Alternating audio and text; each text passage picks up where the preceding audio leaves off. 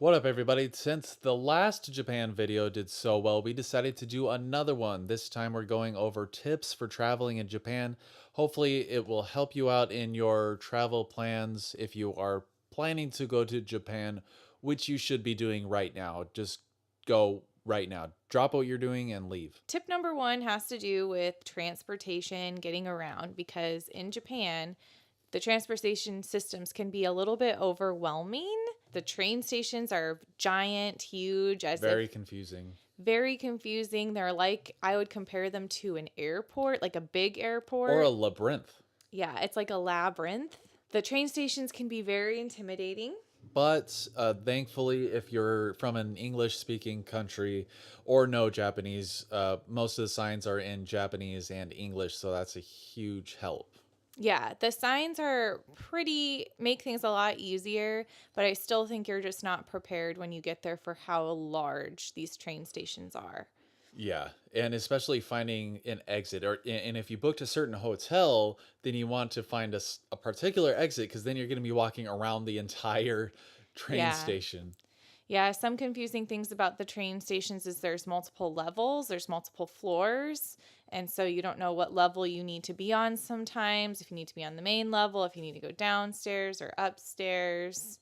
Yeah, so GPS isn't much help there. And also, like a lot of the maps that I tried finding were super confusing. So they weren't a whole lot of help either. Yeah, and then also their subway system is intermingled with their bullet trains, which is intermingled with their regular trains.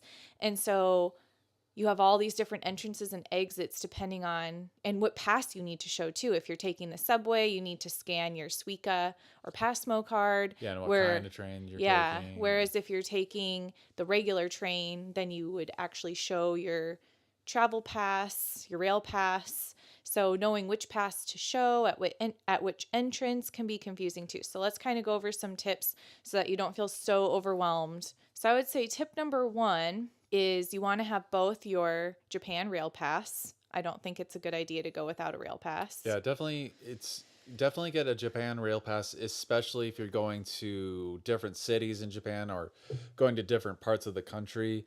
And it's especially convenient because you can just walk up to where the Suica card machines are and you just show them your rail pass and you can You can go right through. pretty much go right through. So you definitely want a rail pass, and make sure you buy that well in advance before you leave, because you can't get them once you get to Japan. And so you'll buy it, and I guess I can put a link to the website in the description.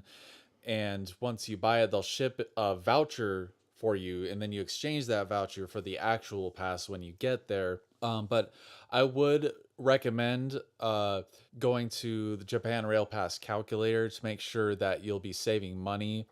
And the convenience is definitely a gigantic factor in this. But if it's not gonna save you enough money to make it worth it to you, just check out the Japan Rail Pass calculator, just to get some numbers in there if you're on a budget, especially. Yeah, and one tip too is if you're going to multiple cities in Japan, it's most likely going to be worth it. Yeah, But definitely. if you're just doing only Tokyo, then maybe you can just rely on buses and you don't need the pass. I mean, there's like subway passes, and especially like at Tokyo Metro Pass. There's different passes that you can get. So anyway, get the travel pass, and then you also want either a Pasmo or Suica card. We did research on which one's better. It doesn't really seem to matter. So just get a Pasmo or Right. Suica card. Doesn't matter which one. It's just kind of like a smart card that holds money, and you just tap it. Yeah. So you want both of those things ready when you first arrive. The first thing you want to do is find a Suica or Pasmo machine. Get your Pasmo or Suica card after you arrive. Do not buy that beforehand, because we made that mistake and it cost us like $10 extra. Yeah, we got it through the Japan Rail Pass website that we got the rail passes from, and they charged us extra for the Suica cards Because they had to ship them yeah, to us, and then they also so, had to ship them from Japan. So they ended up charging us $10 for so that. we had a lot less yen than we thought we were going to have on those cards, so we ended up having to top off the cards while we were there, Yeah. which we didn't want to do. And they're not difficult to get once you get there. They're everywhere. So Yeah. just get them when you get there. Yeah, exactly. And then you once you're done, you can turn them in and you get reimbursed for the card. Yeah. So, okay, you have your two things. The other thing you want to know before you get off the train is what exit you should take. You can look on a map or look at your hotel, whatever hotel you're staying at. Maybe there's a description of what exit is closest to the station, but you need to know what exit you need to take, because if you just exit the station anywhere, it's such a huge station. It might take you forever to walk around or go back Yeah. through the station. And it's not like there are a lot of paths that go like from the west to the east part of the train station. You're going to Yeah. be like walking for a long time. Or there is a way to do it, but it's kind of confusing, or you don't know where it is to start. So you just need to know what exit you need to take, and then just follow signs for that exit once you get off the train. Yeah. You'll see a sign, yellow signs, I think they are, pointing to all the exits. So find the exit you need, whether it's the south or the southeast exit or the north exit, and then whatever one's closest to your hotel. Okay, so the other thing that you need to know is that when you are entering the train station, you have to either swipe your suica card or show your Japan Rail Pass. The Japan Rail Pass is not something that you swipe, which is something that confused us because we were standing at the machines trying to swipe our Japan Rail Pass to get through, but that's not something you swipe. You need to actually find a person, one of the attendants, and you actually have to physically show them your Rail Pass each time. You also, if you're taking any other type of transportation that doesn't accept the Rail Pass, have to tap your suica to get on a train or a subway, and then you have to tap your suica again when you're exiting so that they know how much to charge you. And if you don't do this correctly, if you tap your suica to get on but you don't tap it when you're leaving, and you just exit, your suica will stop working. It won't work the next time because they'll have a red flag that you didn't tap it correctly.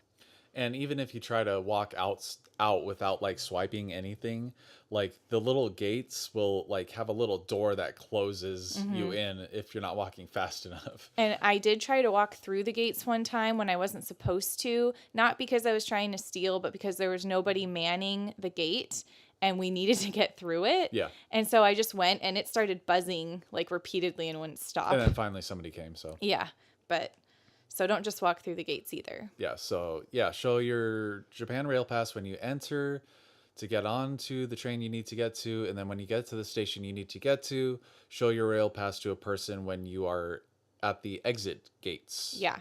And you need to show, and sometimes you need to do all four. Like you're taking two modes of transportation. So you get in and you show your Rail Pass, and then you get in further and you have to show your suica, or you have to tap your suica. So sometimes you have to do both. Yeah, depending on where you're going, you can mix and match your transportation depending on what you want to do. And it's really obvious if you download the Japan app. Japan travel app, that was very useful. Yeah, because it tells you right on there if it's a JR, if the train you're taking is JR, and if it says JR, then you just use your pass, and if it doesn't, then you use your suica. Yeah, and if your Rail Pass won't work for that particular train, they'll let you know. Yeah, they'll tell you, and then you can just use your suica. Yeah, exactly. So it's not a problem. Just make sure you don't tap your suica if you're using your Rail Pass, because for instance, you might tap your suica going in on accident because you forgot to use your Rail Pass, and then coming out you'll use your Japan Rail Pass, and then your suica won't work next time because it recognizes that you didn't do in and out, that you only did one way. Right. So you have to be really careful with that suica card so you don't make any mistakes with it. And I think they have it designed so that so I think they have the sections sectioned off. Like you have all the JR lines that'll take the JR pass at a certain like gate entrance. Yeah. So you'll show your JR pass. I don't think there will be trains there that don't take a JR pass. If you show your JR pass, you're not going to have access to trains that don't take a JR pass. Exactly. That area is sectioned off. Yeah, at least we're pretty sure about that. Yeah. Another tip I have on the train station actually is, this happened to us a couple times, is the direction you are going on the train. You have to be very careful that you are going the correct direction. Very important. This happened to us even though we knew and had made mistakes. We kept making mistakes for different reasons. So it's really easy to go the wrong direction. It's really easy to go the wrong direction. One, I think the Yamanote line, if I'm not mistaken, has two different railways, and one always goes north and the other always goes south. So I think it's like 13 and 14. So you know that if you're taking the Yamanote line, you should be going the right direction if you're following your Japan travel app. If it tells you to stand at platform 14, you're going to be going the right direction. If it tells you to stand at platform 13, you're going to be going the correct direction because they have two different platforms depending on which direction you want to go. Yeah, and another tip for that is when you're looking at the train that you need to go to get on to get where you need to go, a lot of times it'll say like Shinkansen to Kyoto, Right. and it'll basically say its Destination. destination. So you'll want to make sure that you get on the train going that direction, if that makes sense. But we did have a problem because the first train we took was the Yamanote. And so we thought, oh, the platform that it tells you to go to will be going the correct direction. That's not always the case. That's true with the Yamanote line, but some of the other JR lines go both directions on the same platform. So, for example, if you're going to platform 6, some trains are going south, some are going north, all on that same platform. So you have to be careful. Not all platforms go only one direction. Some platforms have trains going both ways. So you need to make sure to look at the train and double check that's going the correct direction. That you want to go and know the destination of the train you're getting on so that you can see if it's going the right way.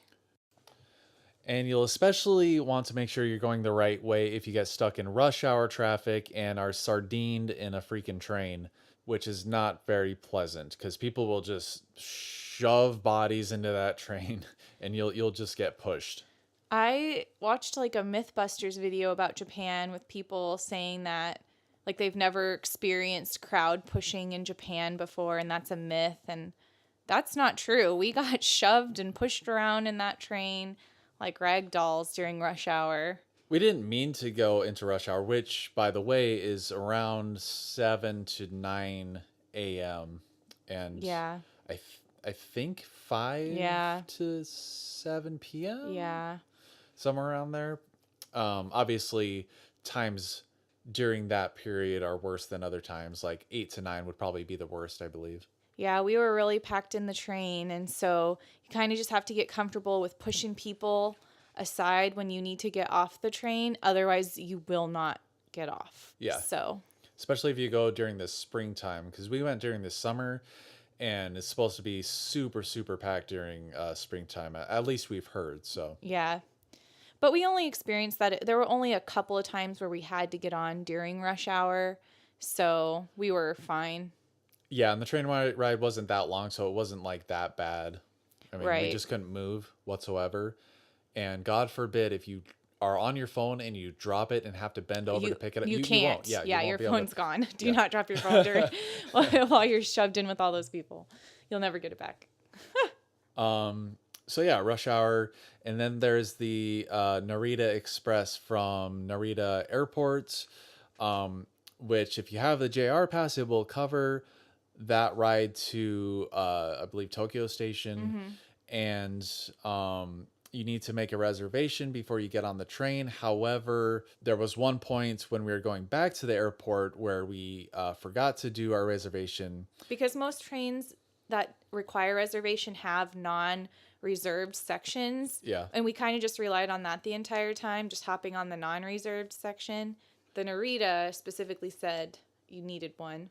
However, yeah, on our way back, we forgot to do the reservation, but we were fine. Like we were able to get on anyway. They told us to just hop on and don't wait till make sure that the seat's not taken or reserved. And there were a lot of empty seats. So yeah.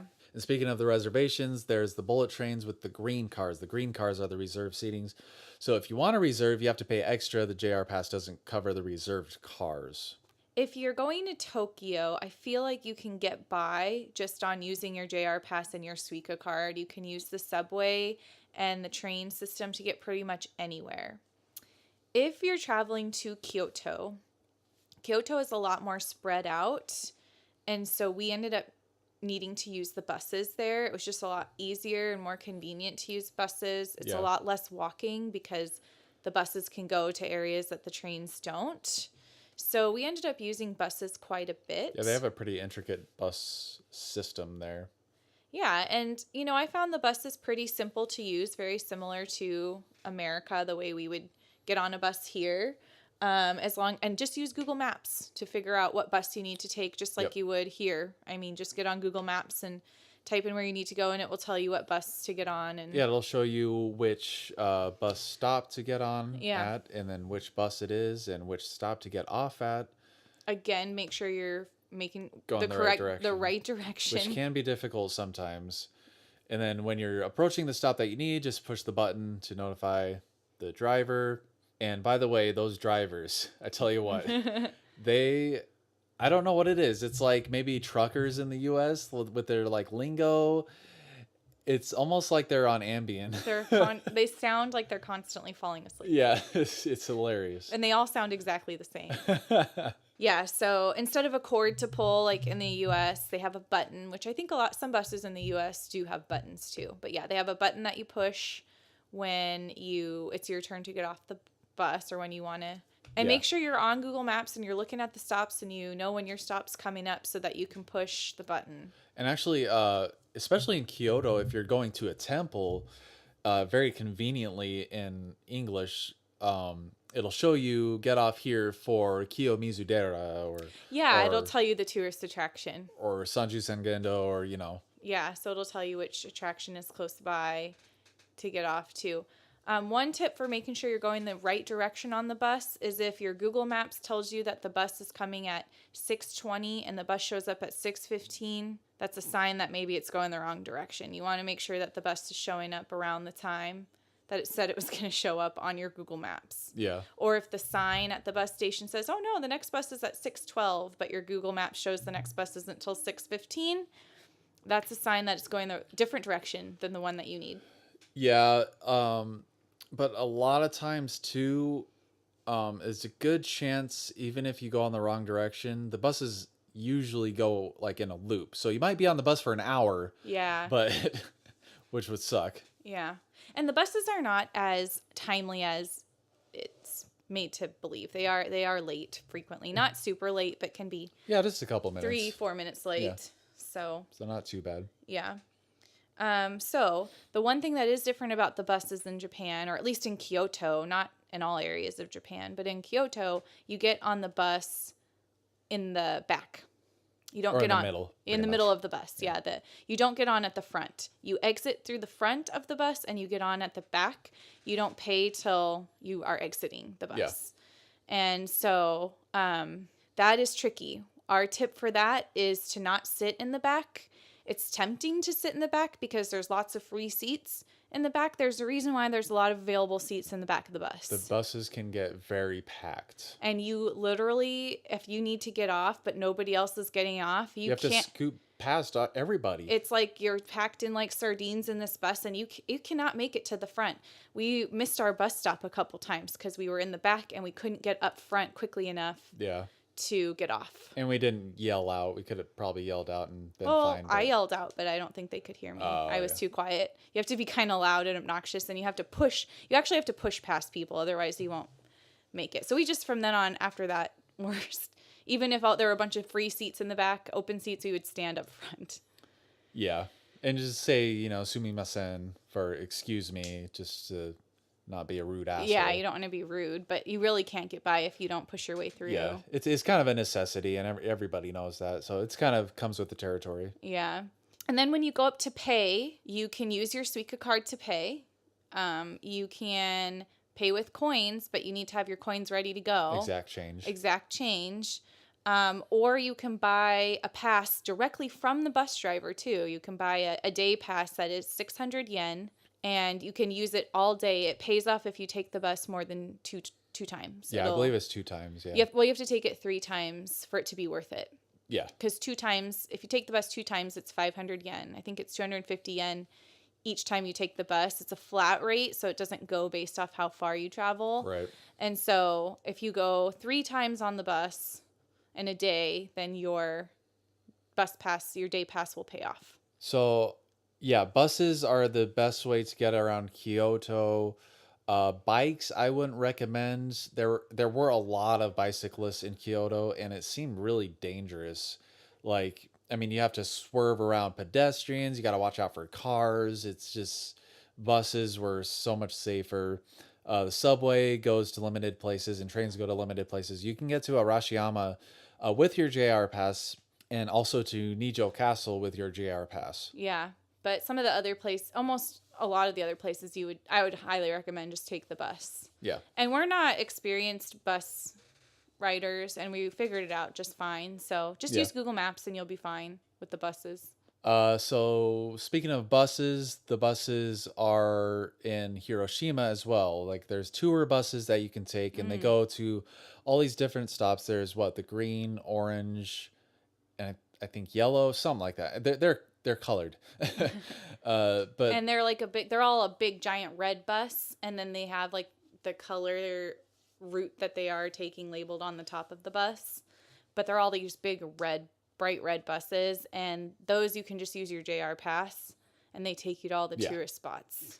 Yeah, so that's awesome that the JR pass covers that.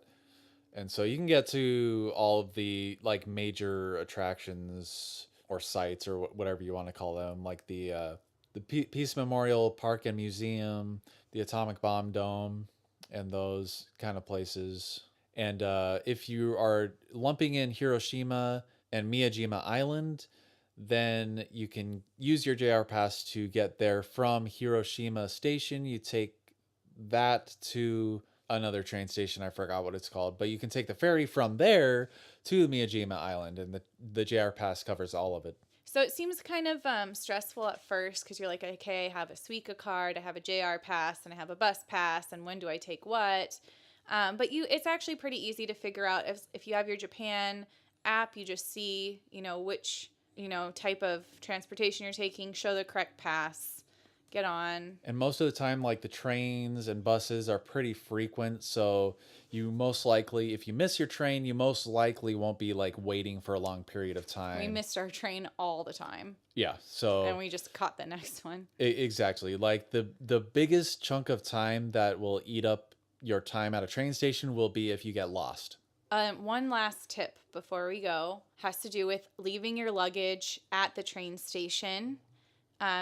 If you're leaving your luggage at a bigger station like the Shinjuku station or Tokyo Station, we took pictures of the surrounding area so that we could come back and find our luggage the next day because we were leaving our luggage there overnight. Everything around the luggage so we can find it the lockers. Easy. Yep. And we took pictures of the letter label of the lockers. Okay, we're in the A section for lockers. We could not find our lockers the next day. No matter, even though we took all these pictures, walked around, we could not. It's so convoluted and so such a maze that. And it's not like you can just find landmarks and say, okay, it's by this landmark. Like the station looks the same everywhere you go. And so, yeah, we thought, we just need to find this sign, a red sign that says this. Oh, no, there were a million red signs that said the same thing. Or we're by the entrance to the Narita Express train, but there's like 10 entrances to the Narita Express train. Yeah. Eventually, we did have to just find somebody and ask them, where are the A lockers? And they finally helped us. So luckily, we were lucky that we took pictures of where our lockers were because I think that's how they were able to tell us where to go. Yeah, so definitely take pictures. And lucky for us, I really did practice up a lot on my Japanese. But luckily, there are a lot of people who speak well enough English. But definitely practice, basic Japanese if you don't know it already or don't know basic already. But rest assured that a lot of people just know enough English to help you out. I didn't know any Japanese, and I just pointed to things, and charades. Yeah, people still helped me, so it was fine. Charades helps a lot too. So yeah, I think that's all of our travel advice. Yeah, I guess that covers it for this particular video. Look forward to the future. We'll be coming out with more tips for traveling Japan coming up soon. So as always, thanks a lot for watching and take it easy.